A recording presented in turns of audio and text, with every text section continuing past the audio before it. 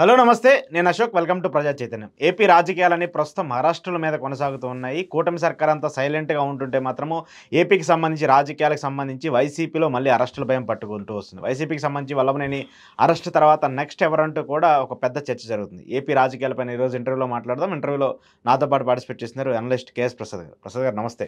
నమస్తే అండి. So next ఎవరు వైసీపీకి సంబంధించి? కొడాలి జోగి రమేష్, పేరునాని ఇలాంటి వాళ్ళు ఉంటారు. అంతకన్నా ఇంకోడు ఉంటాడు. అంటే ఇది కక్షపూరితం అనుకోవాలా? లేదంటే రాజకీయంలో భాగాలనుకోవాలా? ఏవైనా పేర్లు పెట్టండి. There are certain things are invertible. ఇప్పుడు స్టేట్లో గుడ్ గవర్నెన్స్, అయితే రాజకీయ పణంగా చేసే అంత సామర్థ్యాలు, కేంద్ర రాష్ట్ర ప్రభుత్వాల సమన్వయంతో రాష్ట్రాన్ని నడిపించేసే అంత చాతుర్యం, ఇవేవి తగలన్నప్పుడు ఇలాంటి దరిద్రాల మీద ఎక్కువగా ఎంఫసైజ్ అయ్యి ఉంటుంది రాష్ట్ర రాజకీయం. వాళ్ళని అరెస్ట్ చేసి వాళ్ళ ఈగోలను జస్టిఫై చేసుకుంటున్నారు. అంతకన్నా ఏమీ లేదు. ఎందుకంటే గతంలో ఈ వల్లభనేని వంశీ అనే క్యారెక్టర్కి అరెస్ట్ కన్నా ముందు ఆనాటి వైఎస్ఆర్సీపీ ప్రభుత్వం ఏం చేసిందో అసలు గమనించండి. 44 మంది అసలు వైఎస్ఆర్సీపీకి సంబంధించిన వాళ్ళని, తెలుగుదేశం వాళ్ళని అరెస్టులు చేసిన తర్వాత వీళ్ళు కొత్తగా లిస్ట్ చేసి 95 మందిని అరెస్ట్ చేసి దాంట్లో A71 కింద వంశీని పెట్టి ఏంది కొత్త కేసులు, పాత కేసులో ఆడెవడైతే కేసు నా మీద పెట్టారో నేనే అని చెప్పినప్పుడు వాడే విత్డ్రా చేసుకొని మెజిస్ట్రేట్ గారి ముందే చెప్పినప్పుడు దానికి మళ్ళీ కీ ఇచ్చి వాళ్ళ అమ్మగారితోనూ వాళ్ళ అన్నయ్యతోనూ పెట్టించి ఏంది ఇది, ఎక్కడికి వెళ్తాం? ఎప్పటికీ తెమలే కేసులు కాదు. అంతరేని కాదు జయప్రద స్టోరీ అది. ఇవాళ పులి స్టాప్ పెట్టామని కానీ రేపు ఇంకో దరిద్రం స్టార్ట్ అవుతుంది. అక్కడి నుంచి మొదలై అలా ఎండ్ ఆఫ్ ద డే ఆ రెడ్ బుక్ రాజ్యాంగం ప్రకారం దే హ్యావ్ డిమార్క్డ్ సమ్ పీపుల్. కొన్నాళ్ళు నిన్నటి దాకైతే కులం అడ్డింది, ఇప్పుడు కులం లేదు, తొక్కలేదు, తోటకూర లేదు అనుకుని అందరినీ ఒకసారి అరెస్ట్ చేసి మామ అనిపించుకుంటారు అంతే. ఇప్పుడు సమాజ వర్గాలన్నీ రాజకీయాల్లో కులాలు మతాలు అవన్నీ పరిస్థితి ఉన్నాయా? ఎడ్డిమాలో కులం జగన్మోహన్ రెడ్డి కులం చూడడం, మతం చూడడం, రాజకీయం చూడడం అని చెప్పి అందరికీ సంక్షేమాలు ఇచ్చుకున్నారు.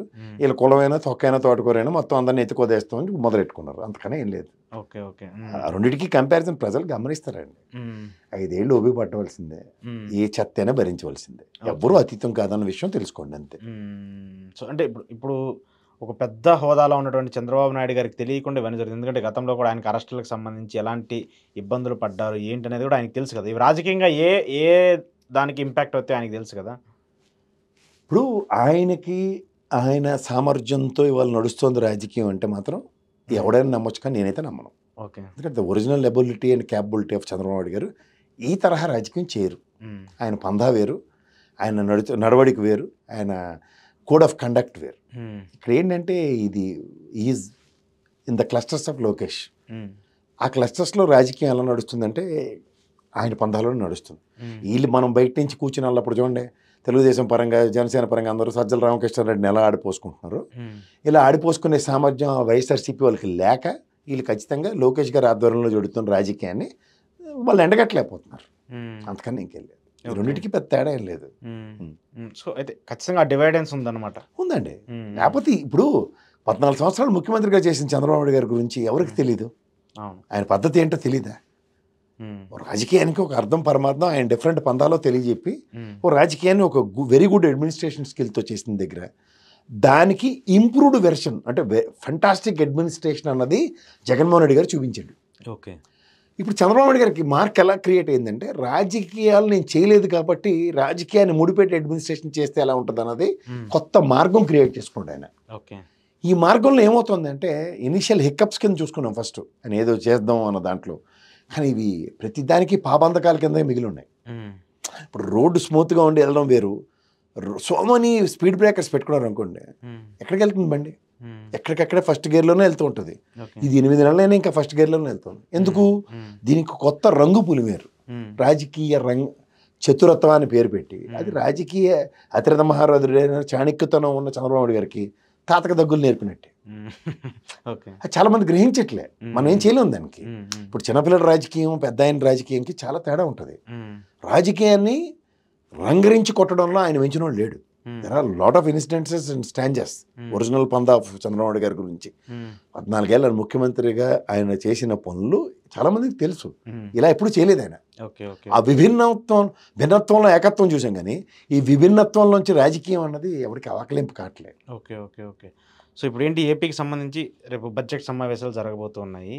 రఘురామకృష్ణరాజు గారు పెద్ద కాల్ ఇచ్చారు, రాకపోతే సస్పెండ్ చేస్తాము, ఎమ్మెల్యేలకు సంబంధించి కావచ్చు, వాళ్ళకి సంబంధించి ఏదైతే ఉంటో సభ్యత్వాన్ని రద్దు చేస్తామని చెప్పేసి ఎలా చేస్తారండి 60 రోజులు దానికి బేర్ మినిమం టైం ఉంటుంది 60 డేస్లో ఒక రోజు అటెండెన్స్ పెడితే చాలు ఈ గేట్ పెట్టుకోవచ్చు సంతకం పెట్టి వెళ్ళినా వీళ్ళు ఏమీ చేయలేరు ఆ మ్యాండేట్ రూల్ ఏం లేదు లోపల కూర్చొని గంటల కూర్చొని చావాలి ఇలాంటివి ఏం లేదు బడ్జెట్ మొదటి రోజు వస్తారండి ఆ రోజు ఏం ఆర్గ్యుమెంట్స్ ఉండవు కదా ఓన్లీ చదవడమే పోయాలి కేశవగారు బోలోమని ఆ రోజు వచ్చి కూర్చొని పోయాడు అనుకోండి ఏడు చేస్తారు వీళ్ళు ఇంకో 60 రోజులు బెచ్చేట ఆడుకోవడమే ఎందుకు అనవసరమైన విషయాలు వాళ్ళతో ఏమైనా అయితే చెప్పమానండి వాళ్ళతో కాని విషయాలు ఎందుకు అనవసరంగా ఊరికే ఓవర్ యాక్షన్లు తప్ప ఎగ్జిస్టెన్స్ కోసం ఎప్పుడు పోరాడకండి స్ట్రగుల్ ఫర్ ఎగ్జిస్టెన్స్ గురించి విన్నాం కానీ రాజకీయాల్లో ఎగ్జిస్టెన్స్ ఏంటండి మీరు ఎంత అయినా సరే మిమ్మల్ని ఉండి టికెట్ ఇచ్చి మరీ గెలిపించారు రాజకీయం చేయండి డిప్యూటీ స్పీకర్ హోదాలో ఉన్నారు కంటిన్యూ చేయండి ఏమవుతుంది మనం స్పీకర్ గారు అరకులో పెట్టిన దుకాణానికి మన్యం జిల్లాలో ఎలా బంద్ పాటించాయో దాని రిప్రకేషన్స్ ఏంటో కాన్సిక్వెన్సెస్ చూడండి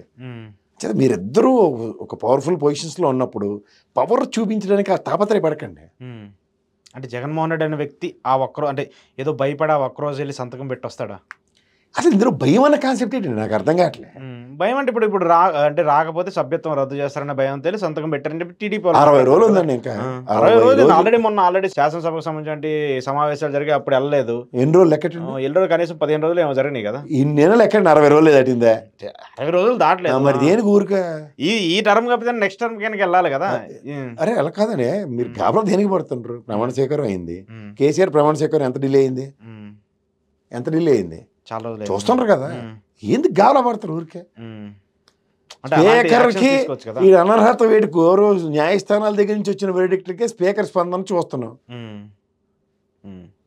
సో అలాంటి పాసిబిలిటీస్ ఉండవు ఇవ్వకమానండి ఊరికే టైం వేస్ట్ కార్యక్రమాలు ఈ తపెల ఛానల్లో గంటలు చర్చించుకోవాలి సార్. ఇప్పుడు వాళ్ళు డైరెక్ట్ ఇప్పుడు మీడియా ఏం చెప్తుంది, జగన్ రాజీనామా లేదంటే పులివెందులకు బై ఎలక్షన్స్ లేదంటే డైరెక్ట్ గా రఘురామకృష్ణరాజు గారు చెప్తారు, రాకపోతే అక్కడ పెట్టేసేస్తాము, సభ్యత్వం రద్దు చేస్తాము, పులివెందులో లేదంటే 11 మంది సంబంధిస్తే వాళ్ళకి బై ఎలక్షన్స్ పెడతామని చెప్తారు. ఎలక్షన్స్ పెడతారు కదా, దాని లెక్కలు దానికి ఉంటాయి, దీని లెక్కలు వెళ్ళుకుంటాయి. నీకు ఆవేశం ఉంటే అవతలకి ఉంటుందా? ఓకే, సో వాళ్ళ స్ట్రాటజీలో వాళ్ళు ఉన్నారు. ఉండకేమవుతుంది సార్, ఎవరికైనా తాపాటి వ్యాపారాలు లేకుండా వాడు ఉండడు కదా. ఓకే, మీరు గుడ్డి చేలు పండుగ మాజీ ముఖ్యమంత్రి అయినా ఆ పాట అవగాహన లేకుండా ఉంటాడు. ఎట్ నుంచి మడతెట్టలో వాళ్ళకి మించిన వాళ్ళు ఎవరు ఉంటారు రాజకీయాల్లో. అందులో వాళ్ళ దాకా వస్తే వాళ్ళు కాపాడుకోవడంలో వాళ్ళని మించిన వాళ్ళు లేరు. మీరు కాపాడుకోలేదా? పార్టీ గెంతి లటక్కని తెలుగుదేశం గెంతేసి టికెట్ తెచ్చుకుని అలకలు పొలకలు అన్నీ అయ్యి టికెట్ తెచ్చుకుని ఆ ఉండి వర్మ నోట్లో మట్టి కొట్టి మీకు తెచ్చిన టికెట్లు ఇవన్నీ మర్చిపోయాం అందరం. రాజకీయంగా వాళ్ళు ఎదగడం కోసం ఏమో సార్, మీరు ఒక్కరికి ఎదుగుదల తెలుస్తుంది, అవతల తెలీదా? మీ స్టేచర్తో కంపేర్ చేస్తే ఆయన మాజీ ముఖ్యమంత్రి, రాజకీయం చూసినోడు, కష్టం కాంగ్రెస్ పార్టీ లాంటి దాన్ని ఎదిరించి బయటకు వచ్చినాడు. ఆ పాటు చూసుకోడే. జైలుకి వెళ్తేనే పెట్టుకుని చేస్తారన్న మనిషి అతను. మీరు సస్పెండ్ చేసేస్తారు, బై ఎలక్షన్లు వచ్చేస్తా అంటే దానికి భయం పడిపోయి డైపర్లు తలుపుకోవడానికి ఆయన ఏబిఎన్లో డిబేట్లో కూర్చున్నాడు. సరే, అది ఎవరైనా సరే ఉంటుంది కదా కొంచెం. అది ఏముంటుంది సార్, ఎందుకు దీనికి గౌరవపడుతుండ్రు? మనకి కాన్స్టిట్యూషన్ అమెండ్మెంట్స్లో, కాన్స్టిట్యూషన్లో మీరు చూస్తే వీళ్ళు 60 రోజుల లోపున అన్నది ఒక క్లాజ్ ఉంది. 60 days సభ నిర్వర్తించిన 60 రోజులు. మీరు ఎలక్షన్ అయింది 60 రోజులు లెక్కెట్టేసి గాబరా పడితే కాదు కదా. ఎలక్షన్ అయిన నుంచి కాదు, మరి ఇంకేంటి లెక్క సంబంధించి 2-3 టర్మ్లు ఆల్మోస్ట్ సంవత్సరం. మీరు ఎన్నైనా పెట్టండి సార్, సమావేశాలు రోజులు లెక్కెట్టండి. ఎన్ని రోజులు పెట్టారు ఇప్పటికీ? అయితే 15 రోజులు 15 రోజులు పెట్టారు. ఓవరాల్గా 20 రోజులు దాటలే, 25 రోజులు దాటలే. ఏడ నుంచి లెక్కెడుతుండ్రు? ఇంకా 40 రోజులు గాబరా పడిపోయి సస్పెండ్ చేసేస్తారు. ముందు ఇక్కడ స్పీకర్ చేస్తున్న పని చూడడం మన తెలంగాణలో 23 మంది సభ్యుల మీద మీ ప్రభుత్వంలో ఇప్పుడు మీరు సోఫార్ డిక్లేర్ చేసుకున్న ఎన్డీఏ కూటమిలో మీరు ఉన్నారు. ఇవాళ గౌరవ డిప్యూటీ స్పీకర్ పదవిలో ఉన్నారు. 23 మంది సభ్యుల మీద ఆనాటి ఆయనలో ఇచ్చిన కంప్లైంట్, దాని వాస్తవం, దాని ప్రతిచర్యలు స్పీకర్ వ్యవస్థ స్పందిస్తుంది చూసుకుని డిప్యూటీ స్పీకర్గా ఉండి మీరే ఎంత ఆవిడాడబడిపోతే ఆనాడు స్పీకర్గా ఉన్న ఆయన చేసిన పనులు ఏవి లెక్కలోకి రావనుకుంటారా? ఆవిడ చూడలేదు అనుకుంటున్నారా? ఏందో సార్, ఏవో మీకు స్థానాల్లో అయిపోతుండ్రని చెప్పి ప్రజల మీద అనవసరమైన రుద్దేసి ఏడు సాధిస్తారు చెప్పండి. మీ స్థాయిని మీరే తగ్గించుకుంటున్నారు. అంటే వాళ్ళు చేసినటువంటి కామెంట్స్కి ఆటోమేటిక్ ఇక్కడ నుంచి ఆపోజిట్ నుంచి రియాక్షన్స్ వస్తాయి కదా. ఏమని వస్తాయి? ఇప్పుడు స్కూల్కి హెడ్ మాస్టర్ గారు రోజు కడుపు నొప్పి అసలు ఎత్తను 4 పీకుతాను అంటాడు మనకి. పీకేది రేటు. ఇప్పుడైతే పోస్కోలు టోస్కోలు చట్టాలు కూడా అప్పుడే ఉన్నదానికే దిక్కు లేదు మనకి. పవన్ కళ్యాణ్ గారు ఎందుకు కేబినెట్ సమావేశాలకు రావట్లేదు? బడ్జెట్ పెట్టాలి. ఆయనకి సంబంధించి చాలా శాఖలు ఉన్నాయి. ఆయన బడ్జెట్ అలొకేషన్స్ చేయాల్సిన పరిస్థితులు ఉంటాయి. సో, ఆయన రాకుండా అలిగేమన్నా పుణ్యక్షేత్రాల పర్యటనకి వెళ్ళారా? లేకపోతే ఏమనుకోవాలి? ఏదైనా చెప్పండి సార్, బాధ్యతాయుతమైన పదవుల్లో ఉన్నప్పుడు బాధ్యతలు సక్రమంగా నిర్వర్తించకపోతే క్వశ్చనబుల్లే. ప్రశ్నిస్తామని మీరు రాజకీయాల్లోకి వచ్చినప్పుడు మిమ్మల్ని కూడా ప్రశ్నించే వాళ్ళు ప్రజలే ఉంటారు. ఆయన పద్ధతి, ఆయన నడవడిక ఇప్పుడు రీసెంట్ పాస్ట్లో అయితే దేవాదాయ శాఖ మంత్రి నడుచుకుంటున్నాడు. ఓకే. ఆయన పంచాయతీరాజ్ శాఖ మంత్రి అని మర్చిపోయినట్టుకున్నారు. ఎవరో ఒకరు జ్ఞాపకం చేయాలి, అంతకన్నా ఏం లేదు. అంటే బేసిక్ ఆయన ఒక పెద్ద శాఖ, కీలక శాఖ, చాలా పెద్ద రాష్ట్రానికి సంబంధించి. అందరూ ఇప్పుడున్న టర్మ్స్లో అయితే కేంద్ర బడ్జెట్ ఎలకేషన్స్, రాష్ట్ర బడ్జెట్ ఎలకేషన్స్, వీటిలన్నిటి మీద చాలా భయంకరమైన బ్యాలెన్స్ ఆఫ్ యాక్ట్ ఉంటుంది. ఆయన రోల్ ప్లే చేయాలి ఆయన. మరి దానికి అతీతంగా ఆయన మన కేబినెట్ సమావేశం వెళ్ళలేదు. తదనంతర పరిణామాల్లో ఆయన ఆరోగ్యం అని చెప్పి వాళ్ళ గుళ్ళు గోపురాలు తిరుగుతుంది. ఆక్షేపణీయమే, అంత ఈజీ కూడా కాదు. అంటే ఏదైనా కూటమికి సంబంధించి వాళ్ళకి ఏమన్నా ఇబ్బందులు ఉండి అలాంటి వీళ్ళ చేతిలో ఏం లేదు సార్. చంద్రబాబు గారైనా పవన్ కళ్యాణ్ గారైనా, మనం నెత్తికెక్కించుకున్న బీజేపీ పార్టీ పరంగా ఉన్న పురంధేశ్వరరావు గారైనా, అటు నుంచి శ్రీకృష్ణ పరమాత్ముడు నరేంద్ర మోడీ, అమిత్ షా ఇచ్చిన చతురతను ప్రదర్శించడమే కానీ వీళ్ళ దగ్గర ఒరిజినల్ డిస్కషన్స్ లేవు. ఓన్లీ టైం వేస్ట్ కార్యక్రమం. సో వాళ్ళు పప్పెట్ గవర్నమెంట్ ఇది, అంతే. వాళ్ళు ఏది ప్లాన్ చేస్తే దానికి తగ్గట్టు ఇక్కడి నుంచి వెళ్ళాలి, అంతే. వాళ్ళు అటు నుంచి పైన నుంచి ఏంటి చెప్తారు వీళ్ళు. మామ అలా మంచు విష్ణు గారి సినిమా ఒకటి ఉంటుంది చూడండి, అడిగి మంత్రులు కూర్చుంటాడు బేపనాలతో పాటు, అది మంత్రాలు రాపోయినా మామ అనుకుంటూ ఉంటాడు. అలాగే కంటిన్యూషన్ వీళ్ళు. ఓకే. అంతకని వీళ్ళ దగ్గర ఏమి యాక్షన్ లేవు, రియాక్షన్స్ లేవు. ఈ మధ్యలో లోకేష్ గారి చతురత, దీంట్లోనే పొరపచ్చలు చెత్త చెదారంతో సస్తున్నారు. సో రాజకీయ విభేదాలు తప్పితే ఏముండదు, ఏ లేవు. ఏం లేపడం కాదు. ఇప్పుడు ప్రభుత్వానికి సంబంధించి వాళ్ళకి ఒక మ్యాండేట్ ఇచ్చినప్పుడు ప్రజలకు సంబంధించిన ఇష్యూస్ మీద మాట్లాడాలి, కొట్లాడాల్సిన బాధ్యత ఉంటుంది కదా. ఎవరికి ఉంటుంది? వాళ్ళకి. ప్రజాస్వామ్యంలో నెక్కచ్చిగా గెలిచినోడికి. ప్రజాస్వామ్యంలో వాళ్ళు గెలిచింది వాళ్ళకే ఆశ్చర్యాన్ని నుంచి ఇప్పటికి తేరుకోలేదు. ఆ సంభ్రమాశ్చర్యాల నుంచి తేరుకునేసరికి టైం పడుతుంది. ఇందులో మళ్ళీ ఎలక్షన్లు వస్తాయి. ఓకే. ప్రజెంట్ వాళ్ళ దగ్గర ఇప్పుడు పొత్తు కోసం 10 అడుగుల కింద దిగిన చంద్రబాబు నాయుడు గారు, పొత్తు లేకపోతే జీవితం లేదనుకుని బతికి బట్ట కట్టిన పవన్ కళ్యాణ్ గారు. ఇది రాజకీయం. దీంట్లోంచి వీళ్ళిద్దరూ కలిపి స్ట్రెచ్చర్ మీద ఉన్న దానికి తులసి నీళ్ళు పోసి దింపుడు కళ్ళ నుంచి 3 సార్లు దింపిన తర్వాత ప్రాణం వచ్చినట్టు ఆ బీజేపీని పరిరక్షించుకున్నాం. ఇదే దిక్కుమాల టాస్క్లో 124 స్థానాలు వాళ్ళకి అంతరాత్మ ఘోషిస్తూ ఉంటుంది కదా. నిజమా అబద్ధం అని రోజు నిమిషానికి ఒకసారి గెల్లుకొని అవునా నిజమా అని ఆశ్చర్యపడుతూ ఈ రోజు దాకా వచ్చారు. ఇంకా అలాగే ఆశ్చర్యానికి ఇంకా కొన్నాళ్ళు పడుతుంది. ఈ మధ్యలో ఆడవాడు చేసుకుంటూ లోకేష్ గారు ముఖ్యమంత్రి దాకా వెళ్ళిపోతే మరి వాళ్ళు ఊరుకుంటారు అటు నుంచి. ఎందుకు ఊరుకో? ఇక్కడ పార్టీ పెద్ద పార్టీ, జనసేన బీజేపీ కంటే పెద్ద పార్టీ ఏపీకి సంబంధించి కాదు కదా. రామారావు గారు అలాగే ఇచ్చారు, నాది పెద్ద పార్టీ నేనే గెలిచాను అంతా అమ్మాయి అనుకునేసరికి లటక్కు అనిపించారు. మహారాష్ట్రలో షిండే కూడా అలాగే అనుకున్నాడు, నేను ఎవరు అనుకునే లోపుగా నువ్వే. ఎలా అవుతాయి సార్ ఆ పాసిబిలిటీస్? షిండే అంటారు మీరు, రామారావు గారు అంటారు. ఆ ఏపీకి ఇప్పుడున్న సిచ్యువేషన్స్ అలాంటి పాసిబిలిటీస్ కుదరతాయి అంటారు ప్రసాద్ గారు? సార్ ఒకటి దీన్ని రాజకీయం అంటారు. రాజకీయంలో ఏదైనా జరగచ్చు. ఇప్పుడు బాల్ ఠాకరే గారు ఊహించరు నా కొడుకు నా పార్టీ లెగసీని కంటిన్యూ చేస్తారు, చిరంజీవి గారు మాడారు మాకు వారసుడు కావాలని. అలాగే ఠాకరే ఉద్ధరించి గుళ్ళు వెళ్తాడు అనుకున్నారు. ఈ షిండే ఎక్కడి నుంచి వచ్చాడు? పార్టీ ఎత్తుకెళ్ళిపోయింది కదా. రామారావు గారు ఏమైనా ఊహిస్తారా? చంద్రబాబు గారు లేకపోతే దగ్గుబాటి వెంకటేశ్వరరావు నా కొడుకులు నాకు వీళ్ళకి సంబంధం లేదని గీత గీసుకుని అవతల పక్క ఉన్నవాళ్ళు వాళ్ళు గీత దాటి అవతల పక్క వచ్చి వాళ్ళ చతురత కనిపించలేదు ఆ రోజు. ఊహించాడు రామారావు గారు? ఊహించలేదు కదా. మరి అద్భుతాలకి సంతరించుకోవడమే రాజకీయం. అది కూడా రాజకీయాలు ఇలాంటి సిచ్యువేషన్స్ లో అంచేత అద్భుతాలు మనం కళ్ళ ముందు చూసిన తర్వాత ఇలాగ అవుద్దా? అంతకనే ఎందుకు? నాదెండ్ల మనోహర్ గారు వాళ్ళ నాన్న నాదెండ్ల భాస్కర్ రావు ఊహించారు మీరు ఎప్పుడైనా? మడతెట్టేసాడని ఎవడైనా ఆయన మడతెట్టేసాడంటే చిన్న విషయమా?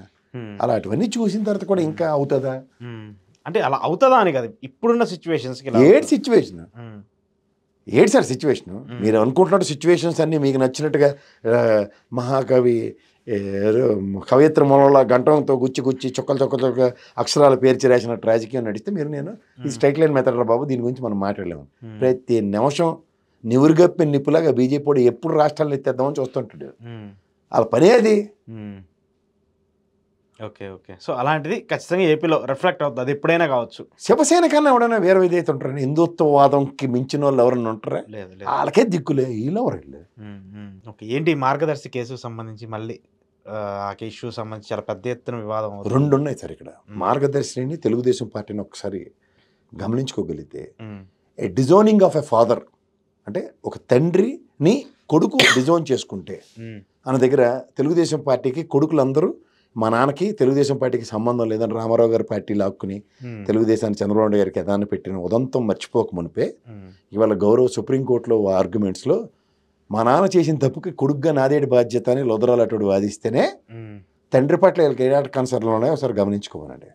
ఆర్బీఐ వైలేషన్స్ 41FI ఏదో మాడుతున్నారు, అది ఎప్పటి నుంచో వైలేషన్ అని ఆర్బీఐ స్టిక్ ఆన్ ఉన్న దగ్గర ఈ రోజు దాకా దబాయించుకుని వ్యవస్థల్ని గేమ్ చేసుకుంటూ వచ్చిన ఉదంతంలో తండ్రిని డిజోన్ చేసుకునే దగ్గర తెలుగుదేశం చరిత్రని ఇంకొకసారి రామోజీరావు రూపంలో రిపీట్ చేసి కిరణ్ కూడా అదే జస్టిఫై చేసాడు.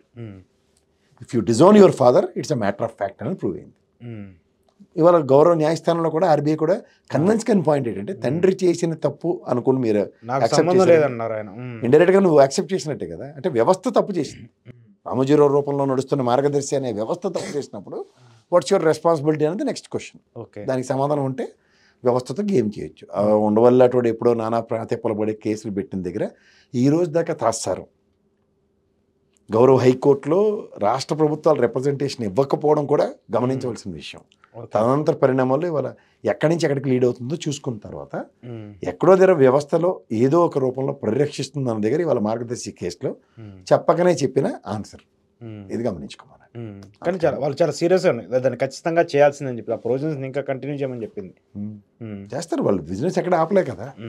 కులపరంగా కులం నుంచి వచ్చిన పెద్ద పెద్ద అతిరథ మహారాజులు కాపాడేస్తారన్న భ్రమల్లో నిన్నటిదాకా ఉన్నారు.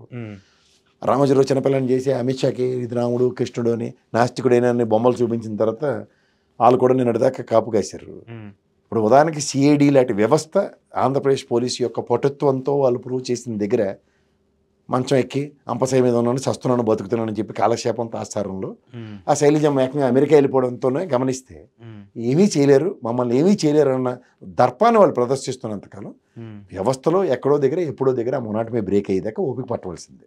కానీ టీడీపీ ఎంపీలు పార్లమెంట్లో మార్గదర్శికి పాజిటివ్గా మాట్లాడటం ఏంటి?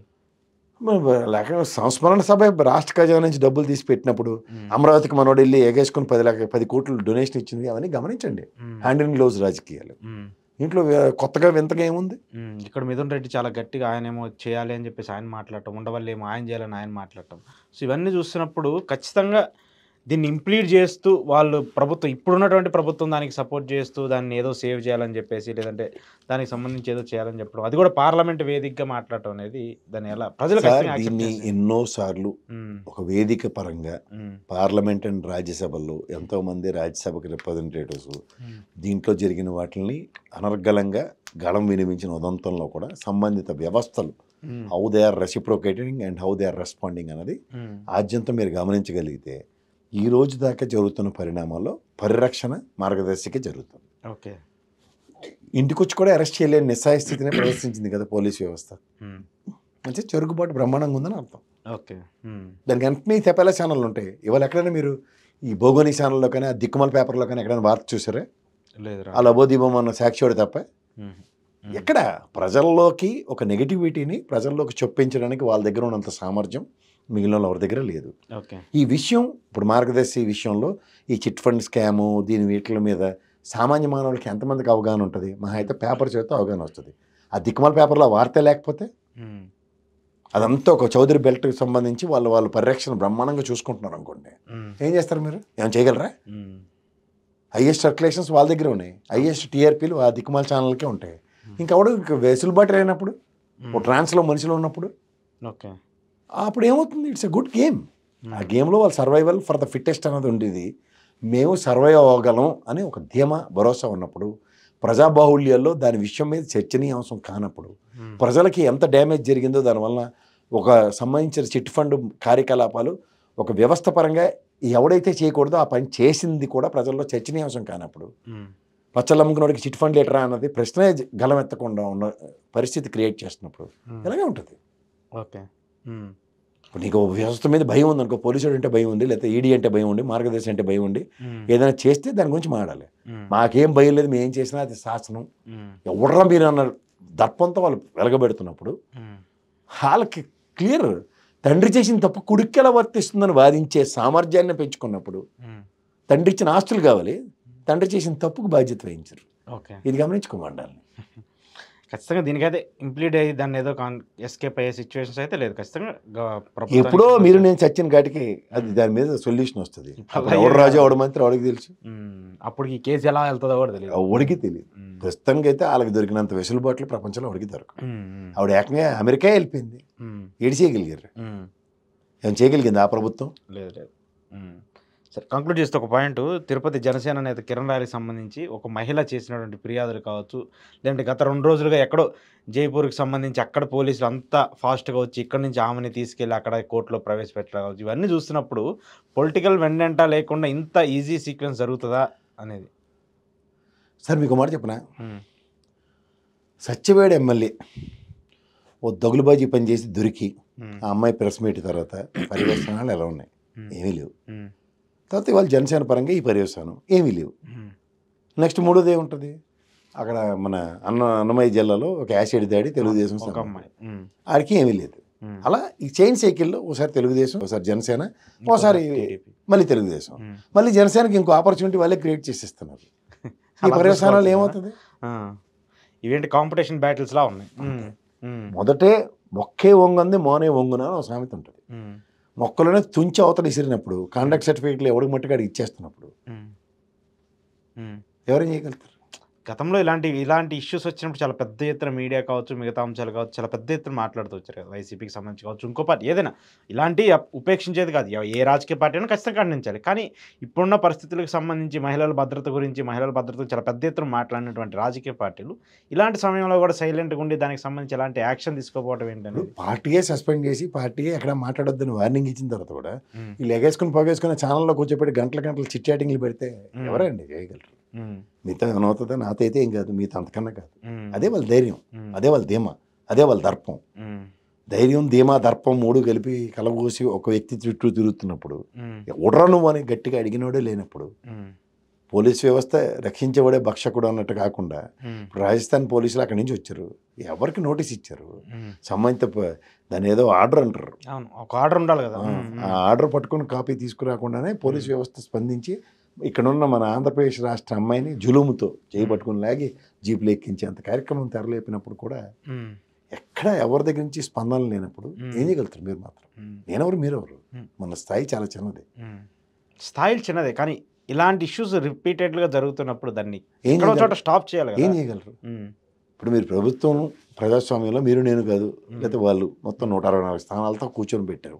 మనం ఇచ్చాం కదా. ప్రజాస్వామ్యం అంటే ప్రజల చేత ప్రజల వల్ల ప్రజల కొరకు, ప్రజల చేత ప్రజల వల్ల ప్రజల కొరకు అన్న దగ్గర 5 ఏళ్ళ టైంలో ప్రజలకి మేమేం చేయలేదని నిర్ణయం ఒక్కరోజే ఉంటుంది ప్రజలకి. ఆ నిర్ణయానికి ఎన్ని మార్గాలు వెతుక్కుంటారో వాడికి తెలుసు. అప్పటిదాకా మీరు నేను ఏం చేయలేమన్నది ప్రతి నిమిషం ప్రూవ్ చేస్తున్నారు వాళ్ళు. ఖచ్చితంగా ఇక కంటిన్యూ అవుతూనే ఉంటాయి అంటారు. అవుతాయి, డౌట్ ఏముంది? మీరేం చేయలేరు, అదాల ధైర్యం. మనం ఏం చేయడం కదా, ఖచ్చితంగా ఒక ఎవరు ఏం చేయలేరు, ఎవరు ఏం చేయలేరు. కళ వినిపించవలసిన జర్నలిస్టులు కూడా ఈ తప్పుని ఎవడు చెప్పడు. తప్పుని గట్టిగా మాట్లాడేవాడు పరిధులన్నీ చిన్నవి. వాళ్ళు మళ్ళీ అదే మీడియా వ్యవస్థలతో తిరిగి బుల్డోజ్ చేయగలరు రివర్స్లో. అంతే. అది జరుగుతున్నప్పుడు ఎవరేం చేయలేరు. ఆవిడ చెప్పింది ఈరోజు ప్రెస్ మీట్ పెట్టి, ఆమె చాలా ఇబ్బందికరంగా చెప్పింది నా గురించి కొన్ని మీడియా ఛానల్స్ ఎలా మాట్లాడుతున్నాయి ఏంటి అనేది కూడా. సో దాన్ని కండెమ్ చేయడం తప్పితే మనం ఇంకా చూస్తూ ఊరుకోవడం తప్పితే, కోట శ్రీనివాసరావు గారు ఖండిస్తున్నామని చెప్పుకోవడమే. ఖండిస్తామని చెప్తారు. థ్యాంక్ యూ ప్రసాద్ గారు, థ్యాంక్ యూ వెరీ మచ్. ఇది ఈరోజు ప్రసాద్ గారితో స్పెషల్ ఇంటర్వ్యూ. చూస్తున్నానండి ప్రజా చైతన్యం.